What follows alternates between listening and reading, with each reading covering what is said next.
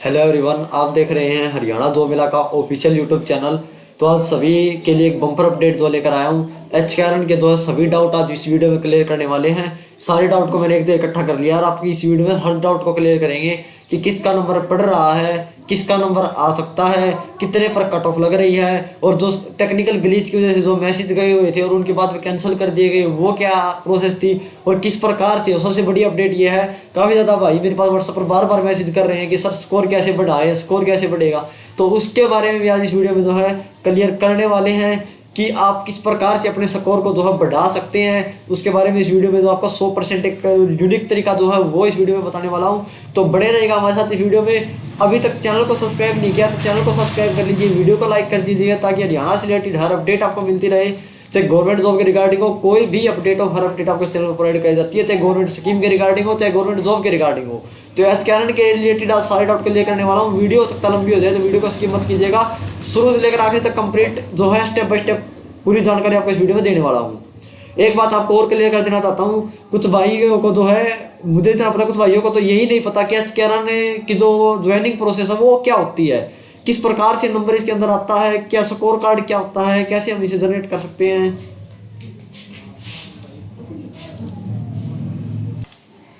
तो चलिए एक एक करके आपके सारे डाउट जो हैं क्लियर करते हैं और वीडियो की शुरुआत करते हैं। तो सबसे पहले बता देना चाहता हूँ, जिन भाइयों को यही नहीं पता भी एच कैरन की जो ज्वाइनिंग प्रोसेस क्या होती है या फिर एच कैरन कैसे काम करता है, तो सबसे पहले मैं वही चीज़ क्लियर कर देता हूँ, वहीं से स्टार्टिंग कर देते हैं कि एच कैरन होता क्या है और किस प्रकार से इसके अंदर सिलेक्शन जो है वो कंप्लीट कराया जाता है। तो देखो मैं एक एक स्टेप आपको एक क्लियर कर देना करता हूँ। सबसे पहले एच कैरन जो है हरियाणा कौशल रोजगार निगम की तरफ से जो है इस कंडीशन को लेकर चलाया गया था कि भाई जिन बंदों के पास, यार कौशल का मतलब होता है जिन बंदों के पास स्किल है, यानी कि हरियाणा के अंदर वो युवा जिनके पास स्किल है और उन्हें जॉब नहीं मिल पा रही है। तो यहाँ पर जो है किसी को जो एग्जाम के बेस पर नहीं उठाया जाता कि आप एग्जाम गवर्नमेंट, जैसे हम गवर्नमेंट जॉब की तैयारी करते हैं और वहाँ पर एग्जाम क्वालिफाई करते हैं उसके बाद हमें लिया जाता है। अब एक एग्जाम्पल के साथ समझते हैं, मान लीजिए कोई क्लर्क है, क्लर्क के लिए आपने किसी गवर्नमेंट जॉब के लिए फॉर्म भरा, तो वहाँ पर क्या होगा, आपको एग्जाम क्वालिफाई करना पड़ेगा, वहाँ पर आपको पढ़ना पड़ेगा, फिर आपको एग्जाम देना पड़ेगा, फिर आप क्लर्क लगोगी। और इसके अंदर ये कंपलसरी नहीं है कि आपको कंप्यूटर चलाना आता है या नहीं आता, ये तो होगी गवर्नमेंट जॉब की बात है। लेकिन अगर हरियाणा कौशल रोजगार निगम की बात करें, एचकेआरएन की बात करें, तो यहाँ पर ऐसा कुछ नहीं होता। यहाँ पर क्या होता है, अगर आपको क्लर्क के लिए अप्लाई करना है तो जरूरी नहीं है कि आप कोई एग्जाम की तैयारी हो या फिर आप एग्जाम की तैयारी करोगे।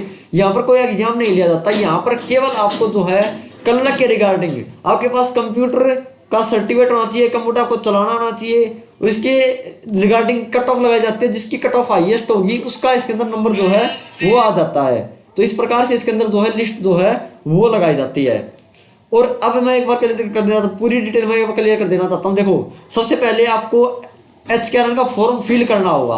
अब फिल करने के बाद आपको क्या करना है, सबसे पहले आप एच कैरन के अंदर वन टाइम रजिस्ट्रेशन करोगे। एक बार आपको रजिस्ट्रेशन इसके अंदर कंप्लीट कर लेना है। वन टाइम रजिस्ट्रेशन जैसे ही आपका हो जाएगा, कुछ भाई जो है वन टाइम रजिस्ट्रेशन करवाने के बाद इसे छोड़ देते हैं कि फिर बाहर देखने लग जाते हैं कि आपके पास मैसेज आएगा। तो आपके पास मैसेज नहीं आएगा क्योंकि आपने केवल रजिस्ट्रेशन किया है। उसके बाद एच कैरन की तरफ से जो है पोस्टें निकाली जाती हैं, कुछ पोस्टें जो जारी की जाती हैं, उन पोस्टों के ऊपर आपको अप्लाई करना पड़ेगा।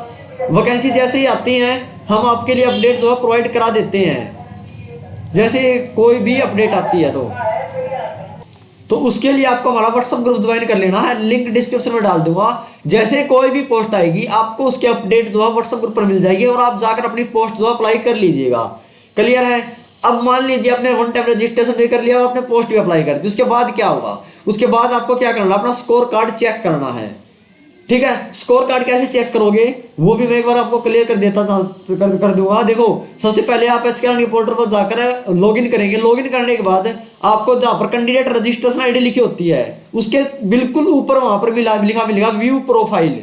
व्यू प्रोफाइल, उस व्यू प्रोफाइल वाले ऑप्शन पर आपको क्लिक कर देना है और आपको अपना स्कोर कार्ड जो देखने को मिल जाएगा। स्कोर कार्ड के अंदर मार्क्स कैसे कैलकुलेट किए जाते हैं उसके ऊपर ऑलरेडी वीडियो मैंने बना रखी है, वो आप जाकर देख लीजिएगा। बाकी मोटा मोटा मैं एक बार क्लियर भी कर देना चाहता हूँ कि स्कोर कार्ड के अंदर जो है किस प्रकार से जो है मार्क्स कैलकुलेट किए जाते हैं। तो वहां पर तो स्कोर कार्ड के अंदर जब आप जाओगे तो वहां पर आपको क्या मिलेगा, आपके पास एक्सपीरियंस होगा तो उसके मार्क्स आपको मिल जाएंगे। आपके पास अगर फैमिली, सबसे मेन होती है फैमिली आईडी।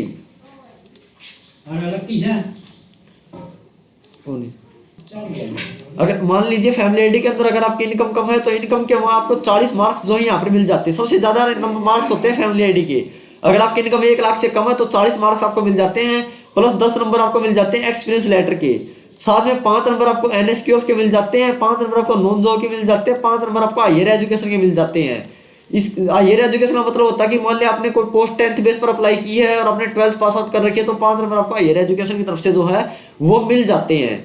इसके अलावा अगर आपने वर्किंग इन डेज के मिलते हैं कि आपके पास एक्सपीरियंस बहुत ज्यादा दिनों का है तो उसके भी आपको अलग से मार्क्स जो है इसके अंदर देखने को मिल जाते हैं। ठीक है, ये होगी मार्क्स की बात।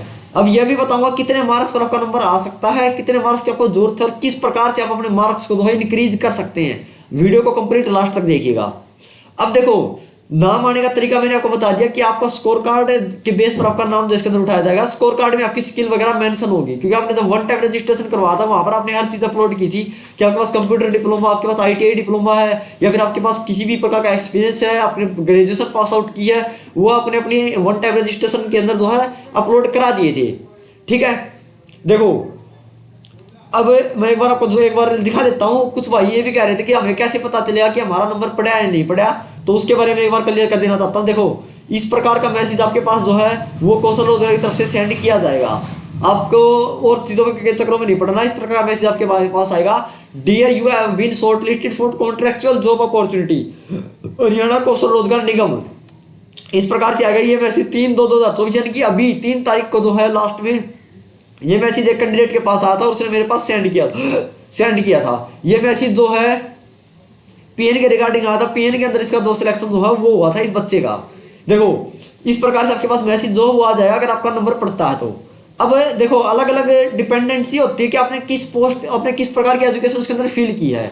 देखो, PN की अगर बात करें तो PN की आप सभी को पता 10th बेस पर जॉब होती है, तो लगभग जो है हर बच्चा इस पोस्ट को जो अप्लाई कर देता है। तो इसकी जो कट ऑफ होती है वो हाईएस्ट जाने के जो है ज्यादा चांसेस होते हैं। PN की कट ऑफ ज्यादा हाईएस्ट जाती है।